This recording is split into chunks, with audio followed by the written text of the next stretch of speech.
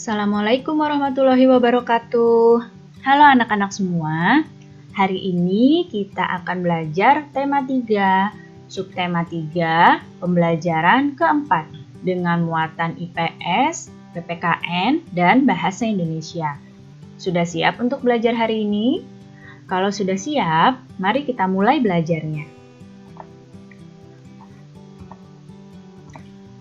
Indonesia merupakan negara yang kaya akan keragaman, baik itu agama, suku, bahasa, pakaian tradisional, adat istiadat, sosial, dan lain-lainnya.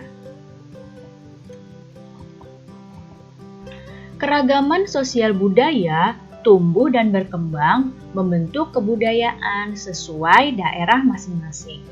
Keragaman ini mendorong pembangunan sosial budaya di Indonesia.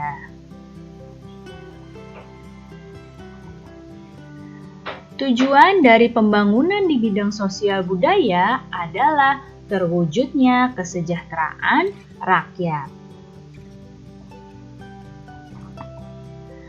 Berikut adalah bidang-bidang pembangunan sosial budaya.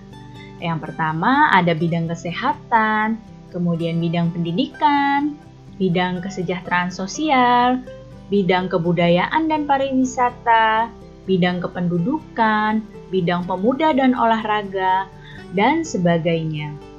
Nah, ini hanya beberapa ya bidang-bidang pembangunan sosial budaya. Namun, jika beberapa bidang pembangunan sosial budaya ini terus dimajukan, maka akan terbentuk masyarakat Indonesia yang sejahtera. Berikut adalah upaya untuk membangun sosial budaya. Yang pertama adalah membudayakan semangat gotong royong. Nah, semangat gotong royong ini sudah ada sejak lama dan jangan sampai luntur dari masyarakat kita. Kemudian yang kedua adalah tolong-menolong antar masyarakat. Yang ketiga adalah membiasakan musyawarah mufakat dalam mengambil sebuah keputusan dan melestarikan budaya daerah, serta menjaga kerukunan antar masyarakat. Jika upaya untuk membangun sosial budaya ini dilakukan, maka tentu saja masyarakat Indonesia akan semakin maju sosial budayanya.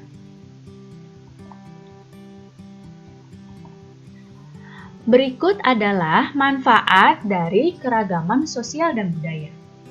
Yang pertama, manfaat keragaman ini adalah dapat menumbuhkan rasa nasionalisme. Kemudian, sebagai identitas bangsa Indonesia di dunia internasional.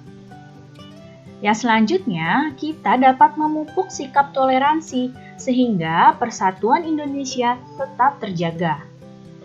Yang keempat adalah sebagai sumber pengetahuan dunia. Karena di dunia ini, Indonesia termasuk bangsa yang sangat banyak sekali keberagamannya. Dan yang terakhir, dapat menarik minat wisatawan asing untuk berkunjung ke Indonesia. Nah, keragaman yang dimiliki bangsa Indonesia dapat mendukung pembangunan sosial budaya. Keberagaman memiliki peran yang sangat penting dalam menunjang terwujudnya pembangunan sosial budaya.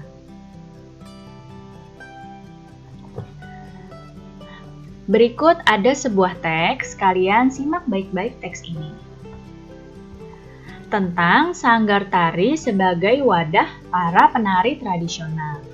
Nah, sanggar tari merupakan sebuah organisasi yang sengaja dibuat untuk mewadahi kreativitas seni warga masyarakat, khususnya dalam hal seni tari. Salah satu sanggar tari yang aktif dalam melestarikan tarian tradisional adalah Sanggar Tari Kambang Tigarun dari Kalimantan Selatan. Sanggar tari ini memiliki misi menumbuhkan dan memupuk cinta budaya Nusantara, khususnya daerah Kalimantan Selatan, sehingga tetap lestari.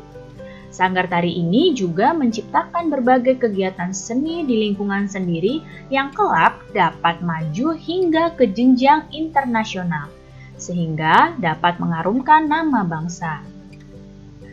Sanggar Tari Kambang Tigarum ini tidak membatasi anggotanya. Hal ini tetap mengacu pada tujuan didirikannya sanggar, yakni mewadahi para muda-mudi Kalimantan Selatan untuk menyalurkan minat, bakat, dan kreativitas di bidang seni tari.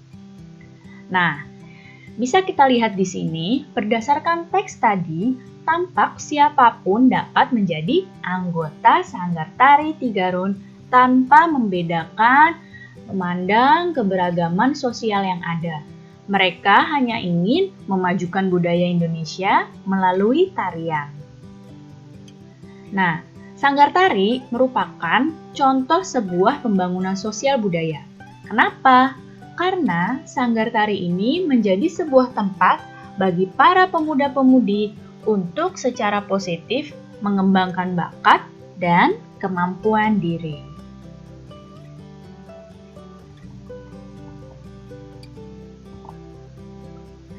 Berikut adalah tujuan pembangunan sosial budaya di bidang kebudayaan dan pariwisata. Nah, yang pertama tujuannya untuk mengembangkan kebudayaan nasional.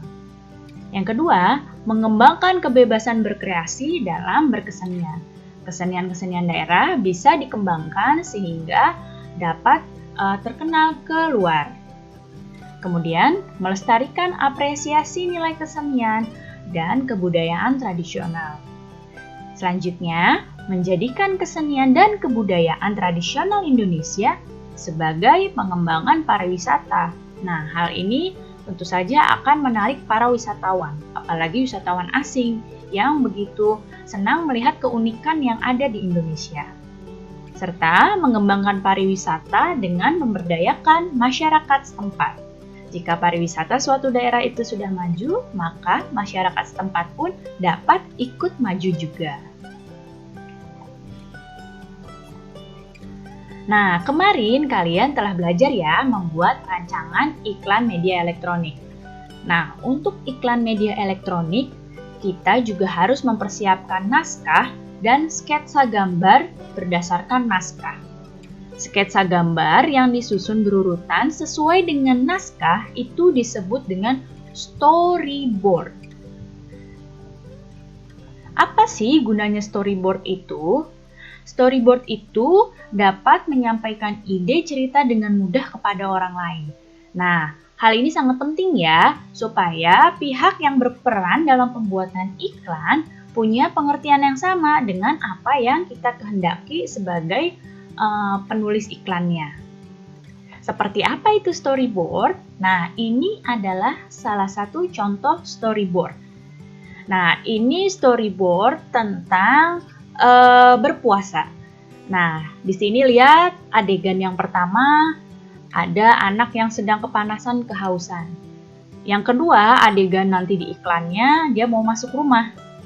Adegan yang ketiga, dia sedang mengambil gelas. Ya, ada tulisannya, aha mumpung sepi. Kemudian adegan yang keempat, ternyata ibunya masuk dan bertanya, kamu gak puasa?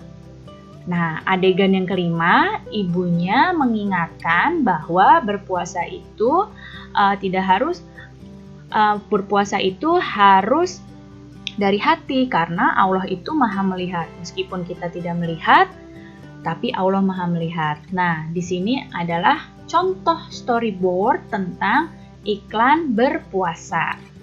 Nah, nanti kalian bisa membuat storyboard kalian sendiri berdasarkan dialog iklan yang telah kalian buat.